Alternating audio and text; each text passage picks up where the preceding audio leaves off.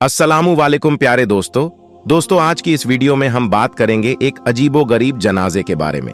एक ऐसा रईस आदमी का जनाजा जिसे पढ़ाने के लिए हर मौलवी इनकार कर देता है। मैं इस जनाजे को नहीं पढ़ाऊंगा।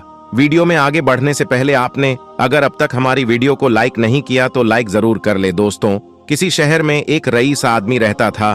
उसके पास अल्लाह का दिया हुआ सब कुछ था। अल्लाह ने उनको मालो दौलत, इज्जत, शोहरत, औलाद अलगरज दुनिया की हर नियामक से नवाजा था। इन सब के बावजूद ये एक नेक, ईमानदार और अल्लाह वाले इंसान थे। अपनी दौलत का ज्यादातर हिस्सा गरीबों, यतीमों और मिस्कीनों पर खर्च कर देते थे और हमेशा गरीबों की मदद करते थे।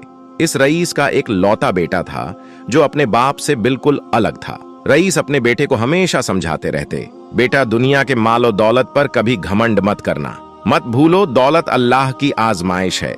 इसलिए बेटा इस दौलत में गरीबों, यतीमों और परेशान लोगों का हिस्सा रखा करो, क्योंकि एक दिन ऐसा आएगा कि ये दौलत इसी दुनिया में रह जाएगी और तेरे साथ जो चीज जाएगी वो सिर्फ तेरा कफन होगा।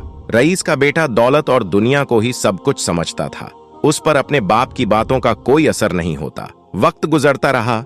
एक वक्त ऐसा भी आया कि वो रईस सख्त बीमार हो गया।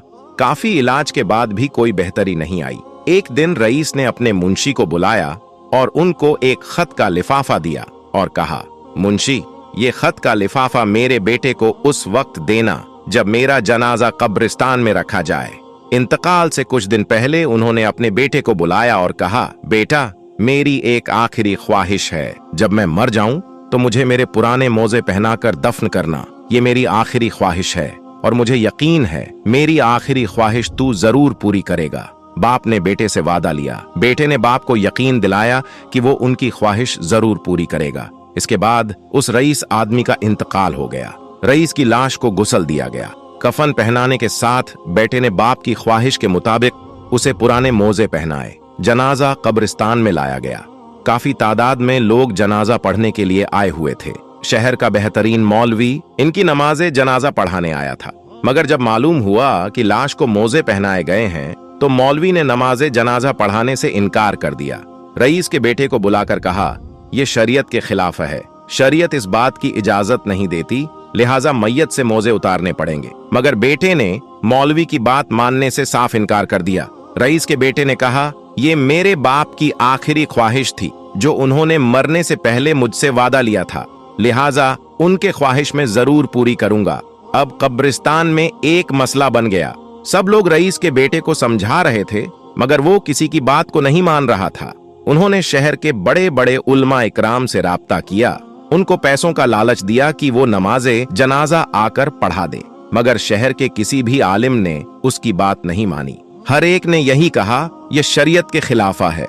मुर्दे को सिवाय कफन के कोई और चीज नहीं दी जा सकती। कब्रिस्तान में अवाम और उलमा इकराम का हुजूम इकट्ठा हो गया।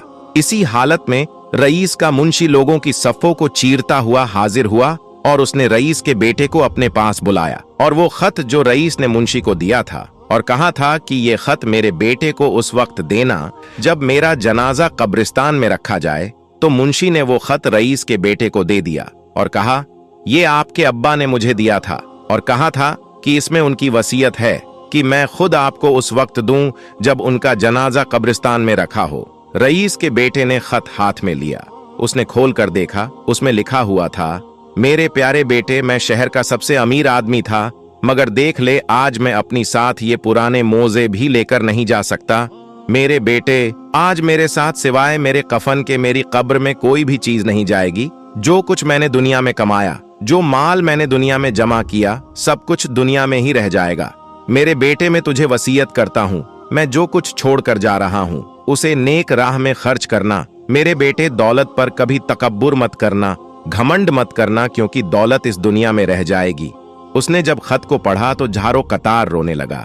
उसने बाप के मोजे उतार दिए। नमाजे जनाजा पढ़ाया गया और उसे दफन कर दिया गया। उसके बाद उस बेटे ने भी अपने बाप की तरह काम किया। उसने अपने माल का ज्यादातर हिस्सा गरीबों, यतीमों और मिस्कीनों में खैरात कर दिया और एक अच्छी जिंदगी गुजारने लगा। दोस्तों, कुछ वाक्या, कुछ किस्से और कुछ कहानियों गुजर जाते हैं, लेकिन इंसान के लिए काफी सबक छोड़ जाते हैं। सच है कि जब इंसान मरता है तो मर ही जाता है, और सिवाय कफन के अपने साथ कब्र में कोई भी चीज लेकर नहीं जा सकता, और जो चीज हमारे साथ कब्र में जाती है वो हमारे नेक अमाल है। आखिर में अल्लाह से दुआ है, अल्लाह तबारक व ताला हम सबको नेक अमाल करने और बुराई से बचने की तौफीक अता फरमाए। तो कमेंट में आमीन जरूर लिखे। और अगर आप लोग हमारे चैनल पर नए आए हैं तो हमारे चैनल को सब्सक्राइब करके बेल आइकॉन पर क्लिक कर ले, ताकि इसी तरह की वीडियो आपको मिलती रहे। मिलेंगे एक और नई वीडियो के साथ, तब तक के लिए अल्लाह हाफिज।